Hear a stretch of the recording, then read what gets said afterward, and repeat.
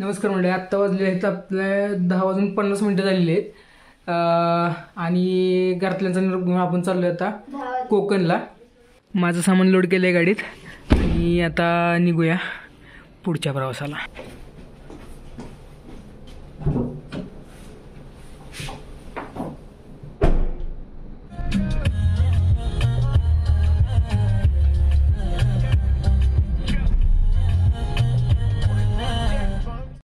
करण आणि आकाशला आता आपण पिक केलेलं आहे.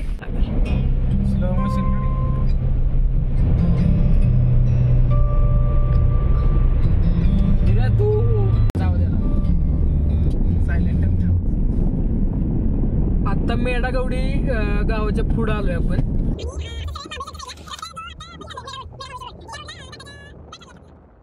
आता इथं आलो आपण शिरगाव चेकपोस्टच्या तिथं. शिरगाव चेकपासून हा रोड जातोय महाडला.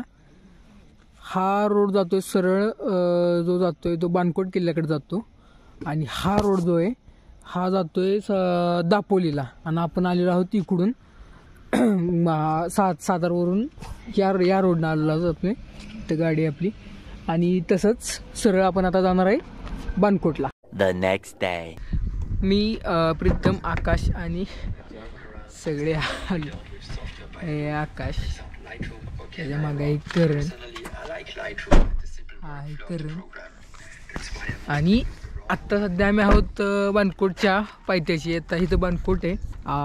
इथं काल रात्री आम्ही हे जे घर आहे ना खालचं, इथं एक घर आहे. या घराच्या पाठीमागच्या साईडला छोटंसं पार्किंग आहे. तिथे आम्ही थांबलो होतो आणि हा पूर्ण एक घाट सेक्शन असा. गडाच्या वरपर्यंत गाडी ती अजून इथून सुद्धा एक वर जायला रोड आहे. पण तिथं न जाता आम्ही या स्कूल बसच्या पाठीमागे आपली गाडी लावून थांबलो.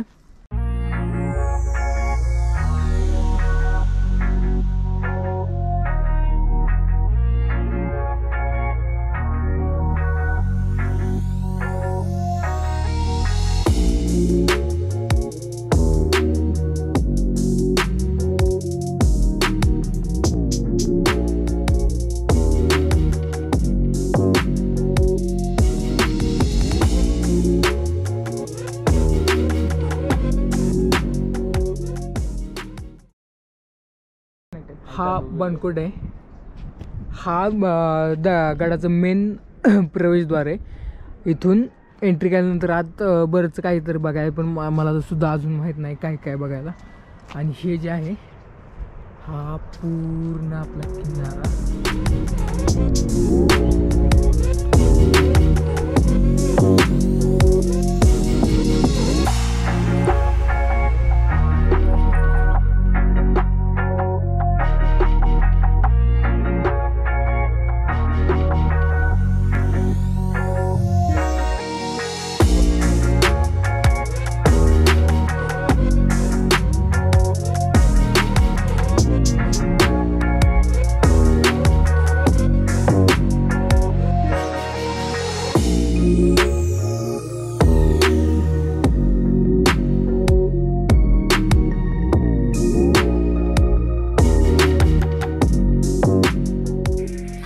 किल्ल्यातून एंट्री केल्यानंतर या साईडला एक स्टेअर्स आहेत. म्हणजे या साईडला वर जायसाठी पायऱ्या आहेत इकडं वर. आणि त्या साईडला माझ्या मागच्या साईडला इथे एक दरवाजा आहे. तिथून आत गेल्यानंतर किल्ल्याचा एक भाग तिकडे पडतो. हा जो आत्ता बानकोट किल्ला आहे आपला. आता याची माहिती थोडीशी जी गुगलवर मला मिळालेली आहे, बाकीचं पण माहिती शोधण्याचा प्रयत्न केला, जी गुगलवर अवेलेबल आहे तीसुद्धा मी तुम्हाला सांगतो आहे.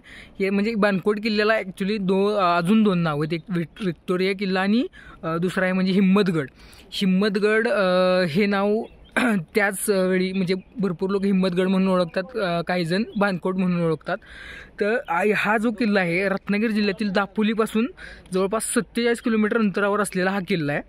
रत्नागिरी जिल्ह्यात एक महत्त्वाचा किल्ला असलेला हा सावित्री नदीच्या काठावर असलेला हा किल्ला आहे. मध्यकालीन काळात जो महाडपर्यंत हा जो रस्ता, ह्या गडात शेजारून जो रस्ता महाडपर्यंत जात होता, तो मध्यकालीन व्यापारामध्ये खूप महत्त्वाचा असलेला असा एक मार्ग होता.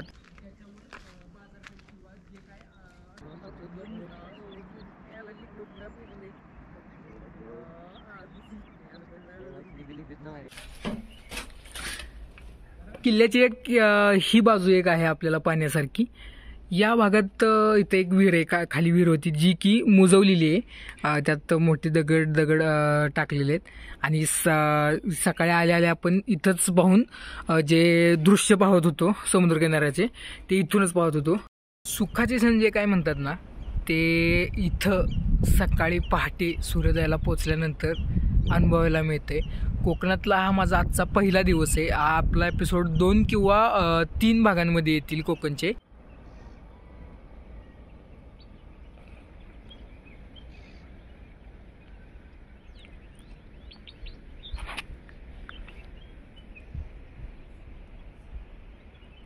एक पाहता पाहता एक 2 ते 3 वर्षापूर्वी मी जरा रिसर्च करत होतो त्यावेळी की हे जे आत्ता बांधकाम आहे ना, हे जे वरचं बांधकाम आहे हे लेटेस्ट बांधकाम आहे. अगदी एक 3 ते 4 वर्षापूर्वीचे बांधकाम आहे.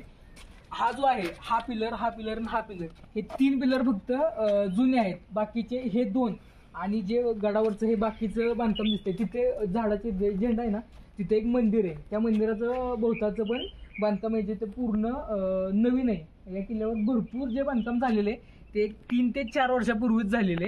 त्यामुळे किल्ल्याचं जुनं बांधकाम किती आणि नवं किती यात फरक जाणून घेणं किंवा त्यात फरक करणे हा खूप मोठा प्रश्न आहे. हे जे आहे हे काय ते मला अजून समजलं आहे. असं वाटते काहीतरी बेस असू शकतो इथे.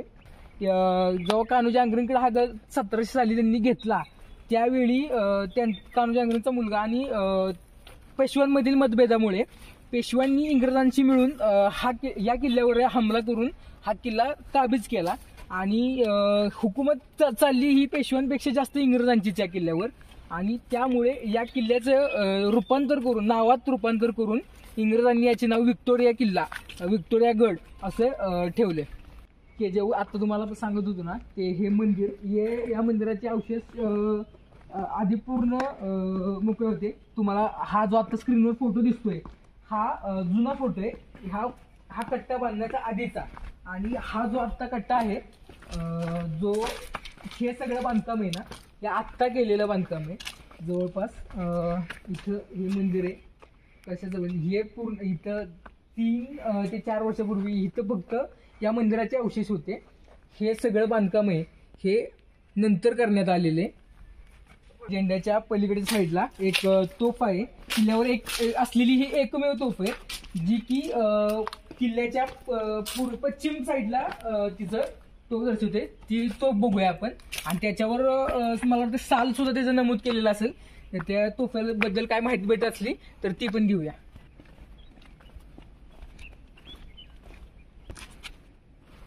हा जो किल्ल्याची आपलं एंट्री आहे त्या साईडचा जो व्ह्यू आहे हा सुंदर व्ह्यू नंतर या साईडला आपल्याला एक तोफ बघायची. आता तुम्हाला जी म्हणलं तोफ पण ही जी तोफ आहे ही सुद्धा इजिप्त पूर्व आधीपासून हिची जागा नसलेली ही नंतर इथे ठेवण्यात आलेली तोफ आहे. याच्यावर त्याने ते सगळं नवीन आहे. आणि याच्यावर मला वाटतंय त्याचं साल सुद्धा नमूद केलेलं असावं. येस राईट 1797 सालची ही तोफ आहे.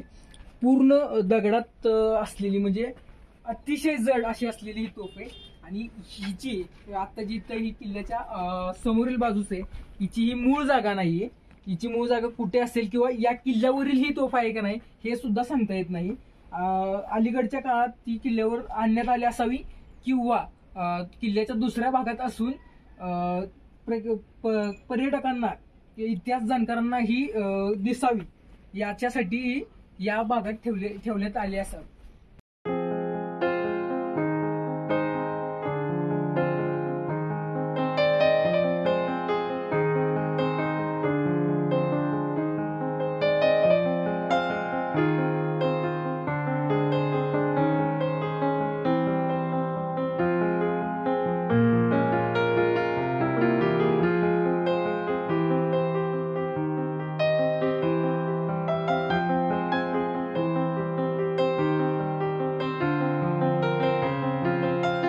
गड उतर झाल्यानंतर आपण जे रात्री ज्या साईडला थांबलेलो तिथूनच सरळ जो रोड जातोय तो आपण आता ह्या रोडने निघालो आहोत. तो वेळ असला आणि शेजारी समुद्र किनारा आहे. आपल्या समुद्र किनाऱ्याच्या शेजारून प्रवास करताना अतिशय एक आनंद होतोय किंवा एक वेगळं फिलिंग येते जे की शब्दात म्हणता येत नाहीये मला.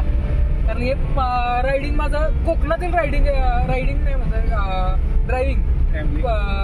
ट्रॅव्हलिंग आणि ड्रायव्हिंग हे पहिल्यांदाच माझ्याकडून होते. कोकण याआधी मी कधी एक्सप्लोअर केला नव्हता. माझी पहिली वेळ आहे कोकण एक्सप्लोअर करायची. त्यामुळे एक वेगळंच आनंद सध्या माझ्या मनात आहे.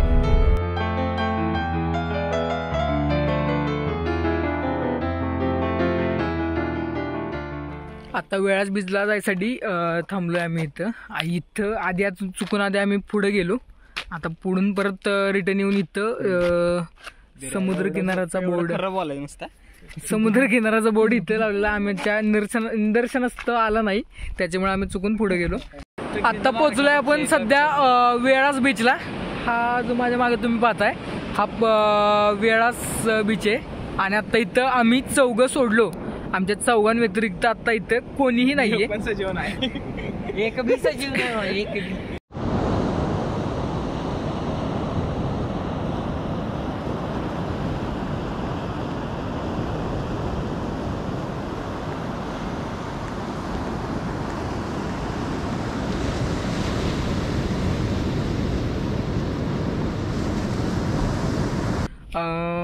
हे जे हाऊसिंग त्यांनी केलेलं आहे हे टोटल हाऊसिंग ह्यासाठीच आहे.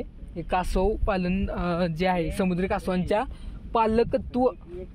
कासवांमध्ये पालकत्व नसते इथं असं त्यांनी नमूद केलेलं आहे.